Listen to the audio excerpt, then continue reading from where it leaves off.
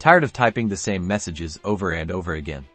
Let's unlock the power of Aisensy message templates to streamline your WhatsApp communication. First, log into your Aisensy account, then navigate to the Template Messages section in the left-hand menu. Click on the Create Template button. This will open a new window where you can define your template. Now, give your template a descriptive name. Next, select the appropriate category and language for your template. Finally, craft your message in the message body section. You can use variables indicated by double curly braces like 1, 2, and so on. These placeholders will be replaced with personalized information. Optionally, add a header or footer to your message. Headers can be text, images, or documents. Consider adding call to action buttons. You can create buttons that direct users to your website or trigger another action. Before submitting, you'll need to provide sample content for each variable you've used. This is crucial for WhatsApp's approval.